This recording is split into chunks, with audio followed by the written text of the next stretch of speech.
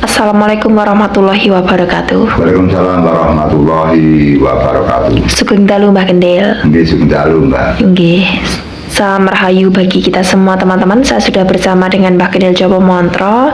Jadi kita tahu sosok Mbah Kendil Jopo Montro. Mungkin teman-teman juga melihat di setiap konten kami bagaimana Mbah Kendil ini jadi sosok yang multi talent.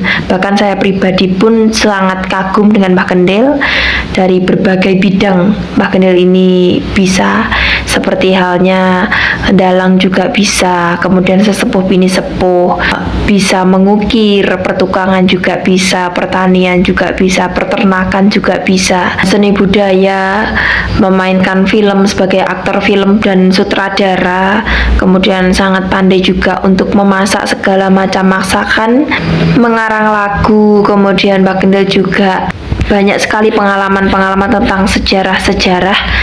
Dan dari berbagai multi talent tersebut, Mbah Kendil juga pernah berkecimpung di dunia pertabiban, yang mana Mbah Kendil juga tersohor pada masanya, bahkan sampai 18 tahun lebih, bahkan hingga sekarang masih ada pasien-pasien lama jenengan yang datang ke sini, kemudian pasien-pasien baru yang juga turut berobat melalui cara tradisional dari jamu atau dari tangan-tangan tabib, Mbah. Dan dari cerita-cerita tentang jenengan yang saya dengarkan, jika ditelusuri dari nenek moyang jenengan itu tidak ada, Mbah, yang terjun di dunia pertabiban, tapi jenengan bisa terjun di dunia pertabiban dan bisa tersohor bahkan melalui jamu Jawa atau rempah-rempah tradisional saja. Jenengan bisa menyembuhkan sosok anak kecil yang waktu itu SD yang menderita kanker otak hingga sembuh, bahkan hingga sekarang dia sudah bisa bekerja di luar negeri. Apalagi kalau bekerja di luar negeri kan harus sehat lahir batin, Mbah, nggih. Dan dia bisa lolos dan bisa berhasil, Mbah. Itu bagaimana jenengan kok bisa masuk ke bidang pertabiban, itu gimana, Mbah? Sejak kecil kami memang dididik sebagai anak yang mandiri, yang tidak boleh minta tolong kepada orang apabila kita benar-benar sudah tidak bisa mengerjakan. Sehingga sejak kecil saja kami sudah dibelajari berpuasa, kelas 5 SD sudah bertapa di Gunung Serengat. Kemudian segala pekerjaan yang berat-berat juga dilatih oleh nenek saya atau kakek saya, bahkan merumput, mengalir ke sawah dan sebagainya. Pokoknya diberikan pekerjaan yang berat-berat sehingga kita terbiasa mandiri, terbiasa sengsara. Dengan kemandirian dan kesengsaraan itulah maka kita tercipta tidak menggantungkan kehidupan kepada orang lain. Bahkan sama kakek saya, diusahakan apabila sekolah dari SD hingga SMA itu diajarkan tidak diperbolehkan minta uang kepada orang tua. Sehingga kisah saya dalam sekolah itu dari SD hingga SMA lulus, saya tidak minta uang sepeser pun kepada orang tua. Saya mandiri, kita bekerja, kita usaha hingga kita punya ijazah. Dari persiapan atau dari batas-batas tersebut maka kami terlatih mandiri, sehingga kami ketakutan apabila kita tidak berusaha dalam bidang apapun, kita nanti masa tua kita kesusahan. Di samping itu dasar-dasar yang penting adalah ketakwaan dan kepercayaan pada Tuhan Yang Maha Esa. Sehingga sejak kecil kita ditanamkan tirakatan, ditanamkan puasa, melehan tirakatan, ditunjukkan jalan yang benar, bahwa dipercayakan bahwa Tuhan itu ada, manusia harus bersembah kepada Tuhan. Tiap saat, tiap malam, pagi, sore, selalu orang tua kakek saya mengiringi dengan tutur-tutur atau petua-petua agar keluarganya tahu bahwa kehidupan ini tidak langgeng dan suatu zaman nanti kita akan berpulang kepada Sang Pencipta alam. Sehingga di dalam perjalanan kita sejak kecil memang sudah menekuni atau mencintai tentang tirakatan, artinya ketakwaan atau kepangeranan. Ya, saya cinta sekali kepada Tuhan. Apapun yang terjadi saya utamakan. Adapun dengan kegiatan yang lain itu hanya sebagai ekstra saja, Mbak. Tapi tujuan utama adalah diajak menembak sama kakek saya. Hingga kalau dasar-dasar yang sudah kepangeranan, dasar-dasar sudah ketuhanan, maka Allah akan menunjukkan dan memberikan sesuatu yang tidak sama dengan orang lain. Bahkan diberikan kelebihan-kelebihan yang tidak sama dengan orang yang lain. Karena dasar-dasarnya adalah dekat kepada Tuhan. Kalau kita dekat kepada Tuhan, maka pintu-pintu hidayah, pintu-pintu jalan dan pintu-pintu apapun akan dibuka lebar. Sehingga apabila kita mempelajari dalam satu bidang, alhamdulillah hasilnya juga baik. Misalkan kita tidak berasa, kita kedatangan sosok seorang tamu. Tamu itu kena penyakit kencing manis, dan pada saat itu saya tidak mengerti obatnya apa. Apa obatnya kencing manis, sama sekali saya tidak paham. Indikasi penyakit juga tidak mengerti, prediksi orang sakit juga tidak mengerti.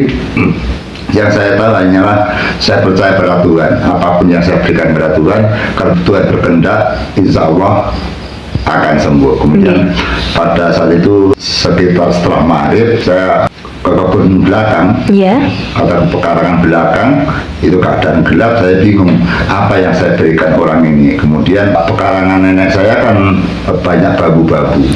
Kemudian saya masuk ke kolong bambu, ke rongga-rongga bambu itu ada daun-daun apa seperti rumput-rumput apa, saya ambil itu. Jangan juga nggak tahu itu daun apa? Nggak tahu, itu waktu gelap kok. Pokoknya saya ambil daun saja, berapa daun, kadang-kadang rumput-rumput, saya ngawut saja. Kemudian daun itu saya godok, saya suruh mereka menanti, tunggu Pak, nama saya godokan jamu. Kemudian setelah sudah masak, kemudian saya saring, saya masuk ke dalam botol, kemudian sekitar 2 botol, kemudian saya suruh untuk bawa pulang agar dijadikan 2 hari. Setelah 2 hari mereka datang ke rumah saya, ternyata dalam pembengkakan kakinya kan ada kencing manis basah, Mbak. Akhirnya warna-warna daripada koreng tadi atau luka tadi yang sudah tidak berwarna merah, sudah berwarna ungu atau sudah alum. Akhirnya saya tambah lagi, itu saya kasih ada pohon yudium. Kami juga mencari lagi daun-daunan yang saya kira bisa mengobati mengeringkan luka, seperti daun juar, itu kan terasa pahit, Mbak. Terus di belakang rumah juga ada, yaitu sambiloto, terus daun pule, terus kemudian juga saya ambilkan lagi yaitu gagang atau batang-batang ranting dari Putrowali, pokoknya yang serba pahit. Terus kemudian saya kemas, saya perintahkan untuk digodok, dibawa pulang. Saya harap 1 minggu lagi mereka sudah datang ke rumah saya, ternyata lukanya kering. Kering. Jalan 2 minggu minta lagi, ramai seperti saya ambilkan lagi, kering lagi. Semakin kering dan semakin sembuh. Saya pun juga heran kenapa kok bisa sembuh, padahal itu hanya awut-awutan karena kita juga tidak punya kapasitas ke situ. Sehingga setelah itu saya tinggalkan, saya yaitu pindah rumah di Kediri. Tiba-tiba mereka mencari saya. Mereka bilang mereka sudah musyawarah sama keluarganya, ingin memberikan modal saya untuk mendirikan 5 kios jamu. Hingga mereka punya uang 100 juta, Pak. Jadi untuk 1 kios diangkat 20 juta, akan dijadikan jamu-jamu herba itu, Pak. Akhirnya saya menjalankan tugasnya daripada orang tersebut. Akhirnya kami juga berhasil untuk menggapai cita-cita menjadi seorang tabib, sehingga pada saat kita dipercaya oleh seseorang itu, maka kita otodidak, kita belajar secara privat, kita belajar kepada teman-teman yang itu. Jenengan sekolah nggak, Mbak, untuk mengetahui ini daun ini untuk ini gitu? Kita tidak sekolah karena kita kan juga punya pengalaman di sekolah umum, Mbak. Seperti di SMA kan kita jurusan biologi. Setidaknya kita mengerti anatomi, setidaknya kita mengerti ilmu hayat, sehingga di dalam sekolah kami mendukung untuk apabila memprediksi orang-orang yang sakit. Ya, kerja jantung bagaimana, paru-paru bagaimana, kemudian lambung bagaimana, di pelajaran sekolah kan ada, Mbak. Nah, sehingga bantuan-bantuan dari sekolah itu bisa membantu kami untuk menolong orang, sehingga tentang penyakit-penyakit hal-hal yang lain itu kita tidak paham. Namun dengan panjangnya waktu, dengan prosesnya yang panjang, akhirnya kita juga bisa, karena banyak di TV, di radio dan sebagainya, kan pengalaman-pengalaman banyak. Kita bertemu seminar, ketemu dengan teman-teman para tabib, kadang-kadang kita bertemu kepada yaitu di forum-forum, misalkan merupakan pengobatan alternatif herba. Kita sering mendapat undangan seminar-seminar itu, akhirnya kita punya pengalaman yang canggih dan kita bisa menciptakan yang tidak sama dengan orang lain.